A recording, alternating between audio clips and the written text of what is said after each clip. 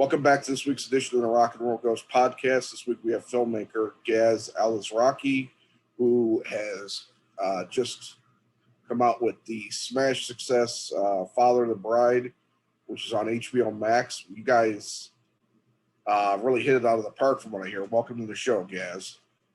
Thank you. Yeah, we are getting apparently some great numbers for the opening weekend from the internal data that HBO has now. Yeah, it was kind of everywhere. It was nice to see, because I will admit I wasn't sure about another remake of Father of the Bride, but I love Andy Garcia, so I wanted to check it out, and I watched it yesterday, and I was very pleasantly surprised at how much I did enjoy it. Garcia in particular is hysterical. It's Thank you. Yeah, we wanted to get to a different brand of comedy, and with Andy, it was fun to sort of grab all of these things that he cares about as a person, as an actor, all these things he's a traditional man. So we just said that's what Billy should be. That's where we should torture him. Like Billy should be just aching to let go of his traditions, and it seems to work. Yeah, I in the end, I'm probably a little bit closer in age to Andy than the youngsters in the film. So I was kind of like, feeling his pain in a very similar way by the amount of change that he can't seem to grasp. Yeah, and that's kind of the point of how we addressed it. Media has been really putting the spotlight on the most progressive people, and somehow we wanted this movie to put it on the next tier of people who are like, yeah, I'm okay with these ideas, just let me catch up. It takes a while for me to wrap my head around, and we wanted that to be at the core of the conflict. I don't think that it was a belief system that was at odds with each other as much as the schedule. Yeah, and it's fascinating how you were able to do that in a kind of a profound way. You did underline the differences, but you also allowed him the opportunity to get there, which I think that's in many of today's arguments between ages, and this has probably been the way it has been throughout history. The disparity of difference between the young and the older, it seems greater than ever, and people don't seem to have the patience to let people catch up. And I thought that was something interesting that was tackling, and also the fact that somebody can allow their perspective to be changed, especially when it comes to things that matter to them, like their family. Yeah. Sorry, I just heard a loud thud. No, it's okay. What was? Yeah, you were going to say something about that. I'm sorry. No. I'm glad you're pointing it out, because it was what for me was at the core of this movie. Like, if we're gonna remake it, it better say something new. And it felt like just being a father of the bride today and age is a different time, and women don't want to be infantilized. And a father who still talks about his daughter like daddy's a little girl might be accidentally stepping on a landmine and not knowing that he's doing that. And for him to catch up with that, to me, that was interesting. And I felt that justified a revisit to the title. Yeah. Well, there's and beyond that, there's also a different kind of battle going on between the Cuban family and the Mexican family. And that's something that we don't really see a lot in popular, domestic entertainment, as much. And how important was that? That was absolutely a huge opportunity to break the monolith of Latinx.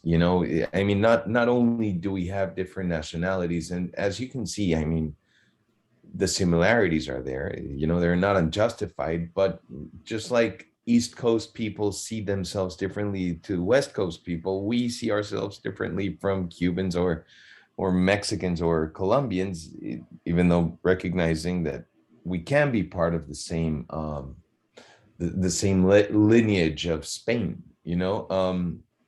So it felt like an opportunity not to just like open up the fan of diversity that exists under the Latinx seal, but also there's a difference between being Latino, meaning of a Latin American descendants, but who were born in the US and maybe don't even speak Spanish. That's one type of Latinos, versus being a Latin American immigrant, meaning that you're born in outside of the US and you come here, and suddenly, like, when you get generalized and bundled into going like, oh yeah, you're Latinos, you kind of go like, whoa, wait, no, I did not go through the same plight that a Latino goes through growing up in the US. You know, it's very different. So this was a movie that had that opportunity to sort of kind of blow up some of those generalizations. Right. Well, and even beyond that, I mean, it's you know, the culture the culture clash, you know, between the two families themselves, just in terms of, you know, uh, what they respect and what they honor and what they want out of life is so fascinating. And but it's interesting that, you know, they you see the common ground eventually between, not to give a spoiler necessarily, but between Andy Garcia's character and his future son-in-law, where they do become, you know, they do find common ground to understand and respect each other. Yeah, that was kind of the arc, you know, like the relationship between Andy and his son-in-law really is about the the way that we understand masculinity in the different generations, you know, Right. like, right, Andy's generation is expected to project strength as a sign of masculinity, and Diego or Adan's generation now has a new brand of masculinity where it's about being brave to be vulnerable and um and flawed and not aggressive, you know, not like you don't need to project strength to be masculine. And learning that for Andy is part of the journey. And it was fun to just juxtapose those generations around those themes that transcend whether we're talking about Asians or Latinos or African Americans. You know, like, this is more of a question of masculinity of in present day. Yeah. Yeah. And you have somebody like with Andy's character where no doubt he grew up in a tough environment. And but he also managed in his own way to change that story, you know, by being more respectful, giving his daughters, you know, certain freedom at his time, you know, to be who they wanted to be, but also he still he wants them to be free and be their own people, but he can't let go. Is the same thing, and just like in, you know, in his marriage, he doesn't really want to let go. He wants to keep trying at it, you know. And that's an interesting. There's a lot of real interesting depths, you know, in this film that I got you got to admit I was not expecting. I'm glad we aim to surprise. Yeah, yeah. How did you get involved with it to begin with? I got invited by Warner Brothers and Plan B after they had developed a script with Matt Lopez, the writer. It was originally developed by Paul Perez, the executive in Warner Brothers, and then he actually became producer on the movie, um, which is really cool because it kind of put us in a situation where they wanted the Mexican and the Cubans behind the wheel. And from there we said, let's be authentic and cast Cubans as Cubans, Mexicans as Mexicans. And And then there were additional layers that were really cool. Like, for example, the Diego Boneta, he is an immigrant into the US who kind of settled in LA. So it kind of married nicely into this character that found his footing in New York and didn't want to go back to Mexico because he could be more himself. Adria Arjona was also this girl who was born in Puerto Rico with a Guatemalan father, and she grew up in Mexico City until she was 12. And then they moved, her mom moved to Miami, and she grew up in Miami, but going back to visit Mexico City. So suddenly you have this character who has a love for a Mexican fiance, but a Cuban American father in Miami, and she loves Mexico and she loves Miami, and the actors had that authenticity. So that started to create like more intrinsic ties between the cast, and Andy and Gloria were the best of friends for decades before they did this movie. So it was really easy for them to step into these roles of an old marriage, and they knew all of the actors that they brought on board. So it really felt familiar in the Cuban side. And then Pedro Damian, who plays the father of the groom, he's a producer who actually gave Diego his break in the telenovela in Mexico City when he was a kid. Okay. And then he gave a break to Macarena, who plays his wife in the movie. So everyone pretty much knew each other, you know. Yeah. Like Diego gave Adria her GQ award like 2 years ago, and they became friends there. So suddenly you have these little connections between everyone that just made the movie very real. Yeah. Yeah. And you mentioned something kind of interesting, that the fact you were able to hire actors to represent, the countries that the characters come from for the most part. Whereas, I mean, for years that has never really been the case. We've, seen a lot of, even up until like a decade ago. I mean, I think white actors playing, different nationalities. And I know that line could kind of be blurred, because then people start going down this weird theory. Well, what if somebody's not Polish and they're playing a Polish person? And people get all nuts with it. But it is important to tell stories as authentically as possible sometimes too. I think that the subject matter kind of lends itself to make that judgment call, right? I mean, Andy spoke a lot about trying to be flexible on that rule, because he said, look, I played an Italian guy in The Godfather 3. If we're closing the doors to anybody because of these things, it will certainly come in detriment of art to a certain degree. And acting is meant to give us permission to do these things. But there are movies, for example, where like this one, where it really is about the culture clash. And if you suddenly have, I don't know, Alfred Molina playing the Mexican father with Antonio Banderas playing the Cuban American, something does get lost. And for this movie, it felt like the right choice. Whereas I also share Andy's general feeling about trying to also let actors act, you know? Yeah, yeah. And I mean, and Andy came up at a time where he really was a breakout star, when there weren't many others of his heritage, not even just Cuban, but any type of Latin ex performer. He really kind of broke out, and he did have success, and he had a career that not many people were, I guess, allowed or had the opportunity to have back then. So Yeah, and the irony is that he did so playing Italian characters, in The right, Untouchables and in The Godfather. Like yeah, his characters were Italian, and yeah, yet it's like Andy Garcia, and at some point, just people kind of forgot about it. It's funny. It's like people don't necessarily associate Andy Garcia as necessarily being a Cuban actor, just because of the types of roles that he did, any more than they associate Cameron Diaz with being a Latina.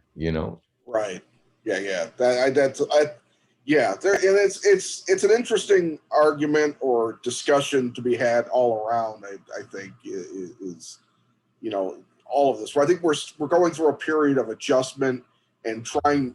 People are trying to do the right things. In every way, and trying to get everybody to have room room to move and a voice to speak and get more nuanced stories out there. And I think this is Yeah, and it cuts both ways because to a certain degree, I think that, Andy is happy that he didn't necessarily had to be cast into every Latin part, and I think right. that when you get into this thing where it has to be specific, then suddenly Andy would have not been able to play a cop in New Jersey.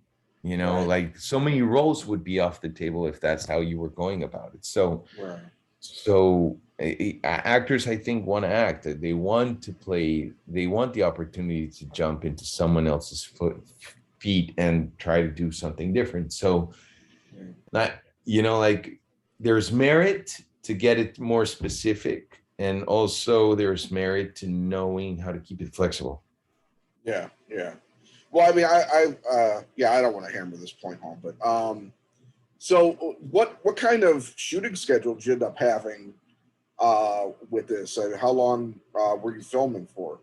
It was delicious. I shot for 9 weeks, like four Oh, pages okay. a day, all the resources in the world. I mean, my last show was Club de Cuervos. We were doing 10, 12 pages a day, two cameras shooting like crazy. It was Yeah. breakneck speeds. And suddenly you get a chance to actually be thoughtful and propose the movie you want to make. It was amazing. Yeah. Yeah.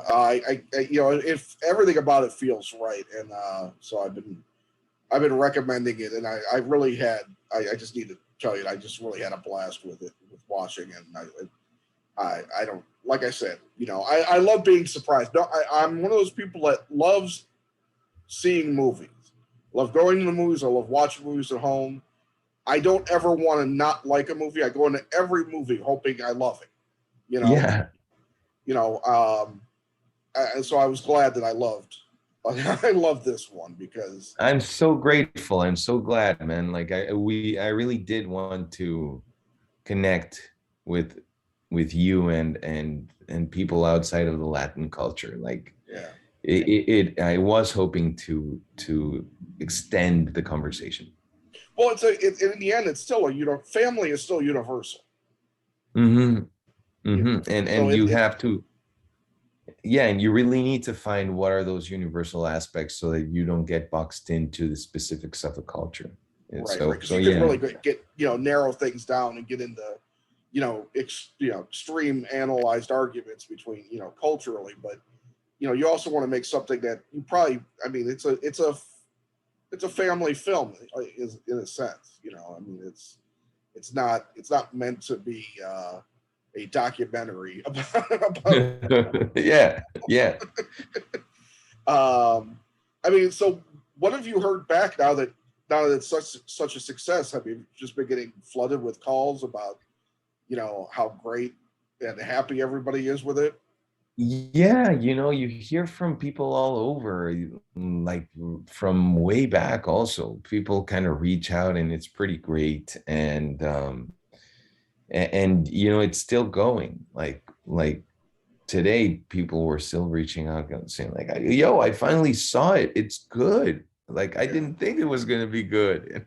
That's like such an interesting comment, but it's warranted, you ultimately the track record for remaking movies under an ethnic or a racial reimagining has not given us a good track record. So it's a valid starting point, I think, for the conversation. Well, I But think remakes in general the last 10 years have been rather, oh, I don't know what the exact word, but they haven't been good for the most part. I mean, did we really need a RoboCop remake, and stuff like I that? know. No offense to anybody that made it. I mean, I'm just saying that the idea that you need to remake everything. But I think Father of the Bride is one of those things that, like the Steve Martin film from way back when, it as time changes culturally, it's like Shakespeare. It could probably be adapted by a future generation easily. It's just about family. I think so. Ultimately, you're having these. You're facing a moment where unquestionably the next generation is setting up shop to have their own kids. It's an unmistakable landmark of an unmistakable reminder that you're getting old. Yeah, In spite of what you want to tell yourself, yeah, grandchildren are right around the corner, so get ready. yeah. No, I know. I just turned 51. I've got a 32-year-old son, so Jesus, you don't look it. I appreciate that. I at this point, it almost seems like I'm fishing for compliments when I say that, but no, I do always appreciate that. Get back to me in another 9 years, maybe maybe it'll all catch up to me. Well, I don't have much more time, but I did want to ask, what are you working on next? Well, I right now we are working on a mini series about the time that Frida Kahlo spent in America with Diego Rivera as like her young wife. Um, it's a little bit of that imagination of motorcycle, like what Motorcycle Diaries did with Che Guevara, but in a mini series of Frida Kahlo finding her voice when she gets isolated from her world and she's regarded as this great artist's wife, but nobody really sees her. And she kind of discovers herself a little in the US. So that one is pretty cool. It's based on a book called Frida in America. How far So along are you with that? we're developing the pilot right now with Brenna Koof, who is also like this writer that grew up in the US and then spent time in Veracruz, and she's really interesting and fun. And I'm also working on the remake of my original movie, or the adaptation of my movie with Terrence Winter writing and Chris Columbus directing. Oh wow. Um, yeah, for Netflix. So Oh, that's so very we're cool. producing that. Yeah, that one's exciting. um Yeah. Well, the Frida idea, my ex-wife is a huge Frida Kahlo fan, and the year we divorced, actually, and that's another part of the Father of the Bride that got to me, was how kind of real the desire for the couple, between Andy and Gloria, going through their trouble in their marriage. It that hit home too. But we took a trip to Detroit, and in 2015 they were showing this grand exhibit of Frida and Diego's art, which was just utterly fascinating. And so it was about their time here in the States. So your mhm. idea for the show sounds like something I'd be very interested in.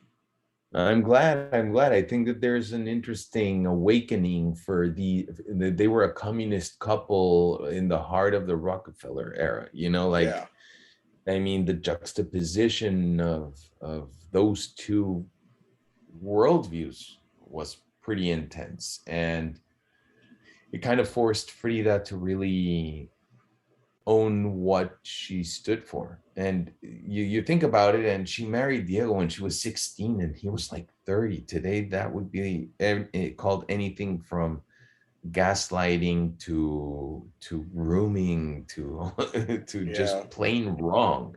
yeah, And yet, it yielded this intense story for this woman who became an icon. So it's like this question of, how did she become that icon? yeah, yeah. It sounds really amazing.